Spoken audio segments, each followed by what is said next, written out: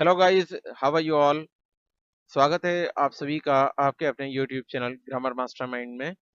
Spoken English की day 14 की class में आज दोस्तों हम कुछ बहुत ही इंटरेस्टिंग सेंटेंस लेकर आए हैं।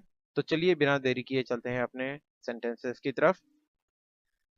स्पोकन इंग्लिश डे 14 में आज पहला सेंटेंस है हमारा, मार्केट 8 बजे तक खुली रहेगी। अगर हमें ऐसा कहना है कि मार्केट आठ बजे तक खुली रहेगी तो उसे हम कैसे कहेंगे? उसे कहेंगे हम, market will remain open by 8।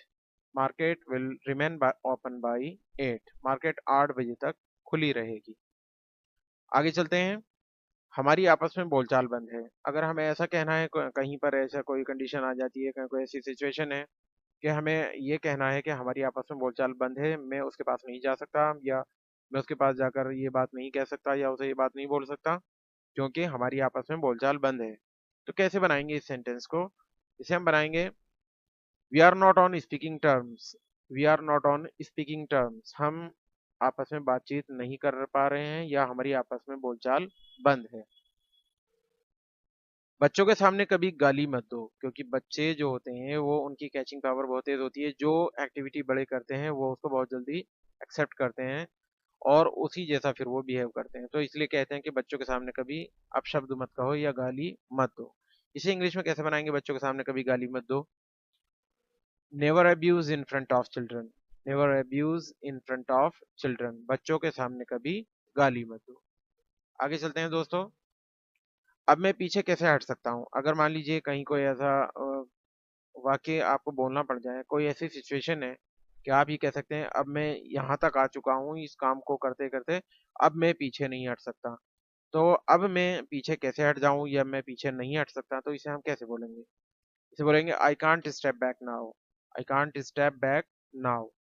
अब मैं पीछे नहीं हट सकता।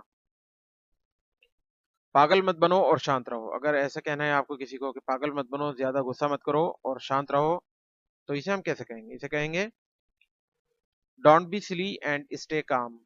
Don't be silly and stay calm. पागल मत बनो और शांत रहो।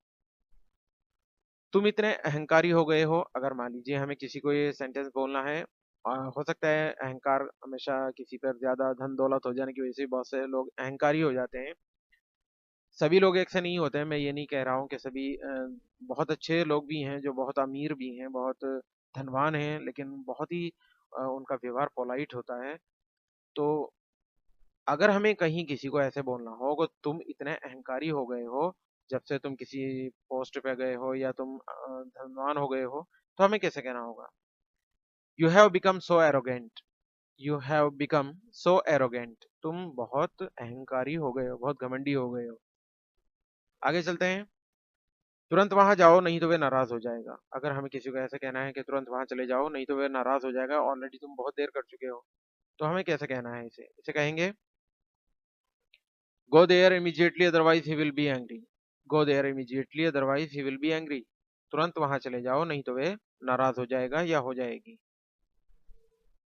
स्पष्ट रूप से लिखें ताकि कोई भी इसे पढ़ सके। अगर मान लीजिए कहीं कोई चीज आप किसी से लिखवा रहे हैं और राइटिंग उनकी साफ नहीं है, और तो आप कहीं ना कहीं ये कहते हैं, भाई इसको बहुत ज्यादा साफ सुथरा करके लिखो ताकि कोई भी इसे पढ़ सके, उसे कोई प्रॉब्लम ना हो पढ़ने में। तो कैसे बोलेंगे इसे? Write legibly so that anyone can read it.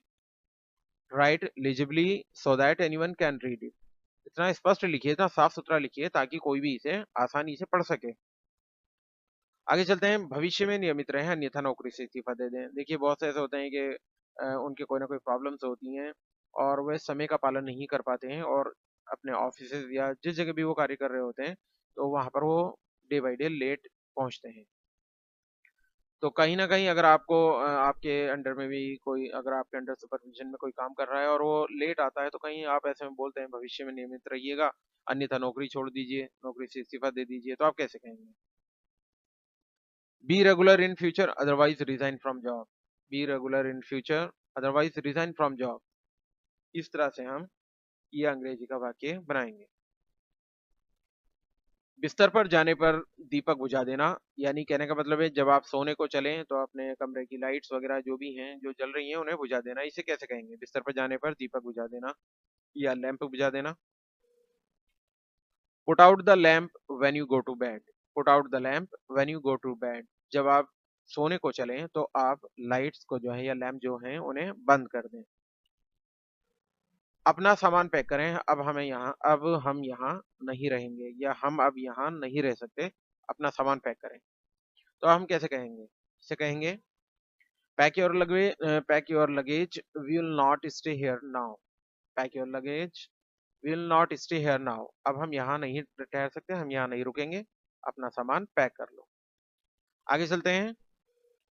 मुझसे बहुत बड़ी गलती हो गई। अगर मान लीजिए कहीं आपको ऐसा वाक्य बोलना है कि मुझसे बहुत बड़ी गलती हो गई, और कहीं आप ऐसा फील कर रहे हैं कि मुझको ऐसा नहीं करना था, और अब चलो अब तो ये हो गया, तो अब मैं क्या करूं, मुझसे बहुत बड़ी गलती हो गई। तो आप इसे कैसे कहेंगे?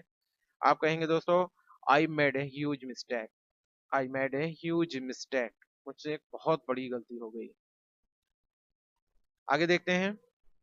अभद्र भाषा का प्रयोग ना करें, यानी कि कभी भी जो है गलत बातें अपने ज़बान से ना निकालें, अभद्र भाषा का प्रयोग ना करें, यानी किसी को गाली-गलौच ना करें। अगर हमें ऐसे कहना है किसी को गाली-गलौच ना करें या गाली-गलौच का प्रयोग ना करें, तो हम कैसे कहेंगे? हम कहेंगे don't use abusive language. Don't use abusive language. अभद्र भाषा का प्रयोग ना करें। बच्चों को मत चिढ़ाओ, क्योंकि बच्चों को परेशान करना भी नहीं चाहिए, क्योंकि बच्चे बहुत प्यारे होते हैं। तो कहीं अगर हमें किसी को ये कहना है कि आप बच्चों को मत चिढ़ाओ, बच्चों को परेशान मत करो, तो आप कैसे कहेंगे? आप कहेंगे don't tease the children. Don't tease the children. बच्चों को मत चिढ़ाओ। आगे चलते हैं दोस्तों। वहीं बैठे रहो, मैं अभी आ रहा हूँ। अगर आपको ऐसा कहीं कहना है वहीं बैठे रहना, मैं अभी आ रहा हूँ, कहीं ना कहीं ये अक्सर बोलते भी हम। कोई हमारा अगर साथ में होता है, तो हम कहीं मान लीजिए किसी शॉपिंग पे गए, तो हम कहते हैं तुम यहीं जरा 2 मिनट बैठो, मैं अभी आ रहा हूँ। किसी दूसरी शॉप पे जाना है आपको, सपोज दैट कुछ और लाना है, तो आप अपने किसी जो आपके साथ गया उसे कहते हैं आप यहीं बैठो, मैं अभी आ रहा हूँ। तो आप कैसे कहते हैं? आप कहेंगे कीप सिटिंग इन देयर। वहीं बैठे रहो, आई एम जस्ट कमिंग। मैं अभी आ रहा हूँ। Keep sitting there, I am just coming. आगे चलते हैं। माफ कीजिए, मैंने तुम्हें चोट पहुंचाई। अगर मान लीजिए आपके व्यवहार से किसी का मन दुखा है, तो आप कहीं न कहीं वो चीज़ को फ़ील कर रहे हैं, तो आप कहीं ये बोलते हैं कि माफ़ कीजिए, मैंने तुम्हें चोट पहुँचाई, मैंने आपका दिल दुखाया। तो आप इस सेंटेंस को कैसे बनाएँगे? आप कहेंगे I beg your pardon, I hurt you. मैंने आपका दिल दुखाया, उसके लिए मैं क्षमा याची हूँ, या क्षमा माँगता हूँ, या माफ़ी चाहता हूँ। जो भी आप कहना चाहते हैं, जिस भाषा में आप उसे बोल सकते हैं। आपको यहाँ देखकर खुशी हुई। आपको मैं यहाँ देखा, आपको देखकर खुशी हुई। तो आप इस तरह का सेंटेंस अक्सर ऐसे लोग बोलते हैं जो आपके बहुत करीबी होते हैं, और बहुत समय बाद कहीं न कहीं वो आपको मिल रहे होते हैं, तो आप उनसे कहते हैं आज आप यहाँ कैसे? What brings you here? आपको आपको क्या चीज़ यहाँ लेकर आ गई? और आपको देखकर तो मुझे बहुत खुशी हो रही है। आप ऐसे कैसे कहते हैं इसको इंग्लिश में? आपको यहाँ देखकर खुशी हुई। Glad to see you here. Glad to see you here. आपको देखकर खुशी हुई। आगे चलते हैं। और कौन-कौन आए हैं आपके साथ? आगे आप ये भी पूछ लेते हैं, आप तो आए हैं, तो और कोई भी आया है आपके साथ? और कौन-कौन आए हैं आपके साथ? तो इसे कैसे कहते हैं? आप इसे कहेंगे who else has come with you? Who else has come with you? आपके साथ और कौन-कौन आए हैं? आगे चलते हैं दोस्तों।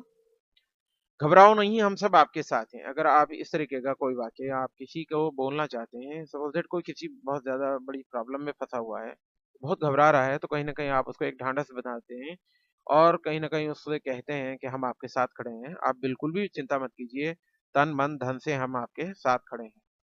तो घबराओ नहीं, हम सब आपके साथ हैं, इसे कैसे कहते हैं? इसे कहेंगे don't panic, we are all with you. Don't panic, we are all with you. हम आप सब आपके साथ हैं, आप घबराइए नहीं। आगे बढ़िए, इसे अगर कहना हो आगे बढ़िए, आगे बढ़ो, तो इसे कहेंगे हम गो अहेड। गो अहेड, आगे बढ़िए। आगे चलते हैं। मेरे साथ चलो। अगर किसी को कहना है अगर आप कहीं जा रहे हैं और आप किसी को कहीं ड्रॉप करना चाह रहे हैं, तो आप कहते हैं, कहीं न कहीं कहते हैं चलिए मैं भी वहाँ जा रहा हूँ, चलिए मेरे साथ चलिए, मैं आपको वहाँ छोड़ दूँगा। तो मेरे साथ चलो, कम विद मी। बहुत सिंपल सा सेंटेंस है, कम विद मी, मेरे साथ चलो। आगे चलते हैं दोस्तों। यदि आप सफल होना चाहते हैं, तो अपने बड़ों का सम्मान करें। इट इज़ वेरी इंपॉर्टेंट कि आप अगर ज़िंदगी में सफल होना चाहते हैं, तो कहीं न कहीं आपको बड़ों के आशीर्वाद की ज़रूरत होती है और बिना आशीर्वाद के कोई भी इंसान सुखी और सफल नहीं होता है।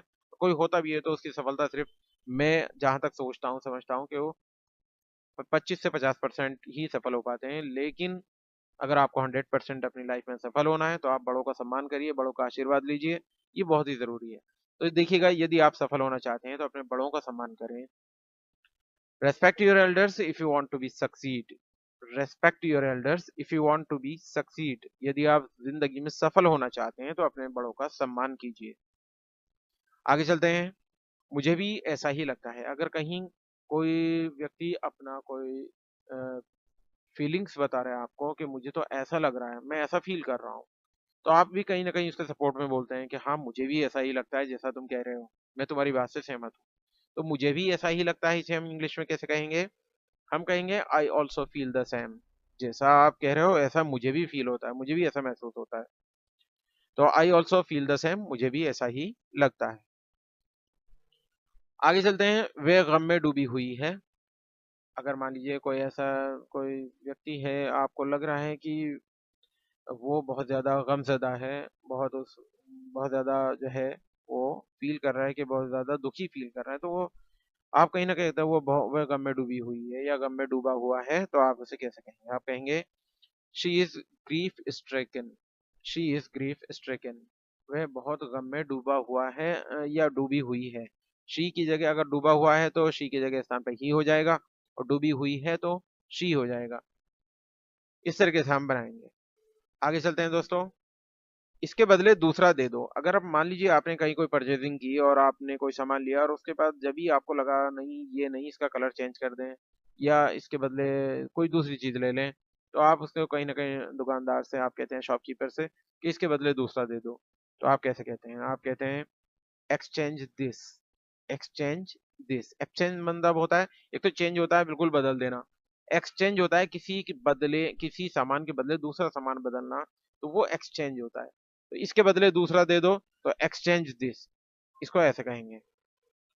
अपने माता-पिता की इज़्ज़त करो। अगर आपको ये कहना है कि अपने माता-पिता की इज़्ज़त करो तो आप कैसे कहेंगे?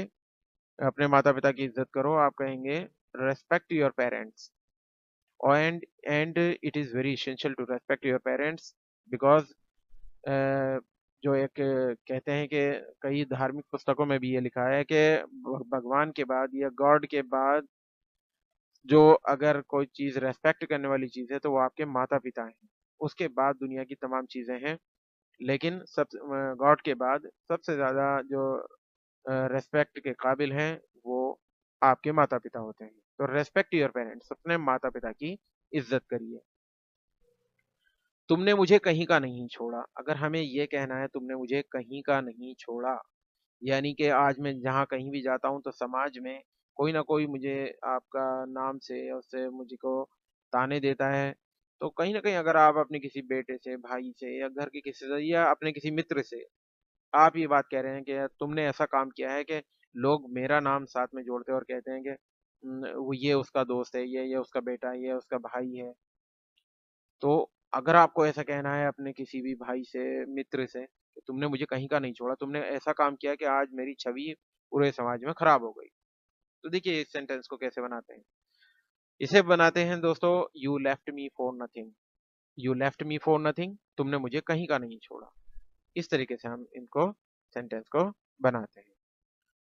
तो दोस्तों ये थी आज की हमारी क्लास स्पोकन इंग्लिश की डे 14। आपको ये सेंटेंस कैसे लगे तो प्लीज़ कमेंट बॉक्स में ज़रूर बताइएगा और बने रहिएगा मेरे चैनल पर और भी इसी तरह की कुछ इंटरेस्टिंग वीडियोस के लिए। मैं रोज़ आपके लिए कोई ना कोई नई वीडियोस आपके स्पोकन इंग्लिश से संबंधित लाता रहूँगा।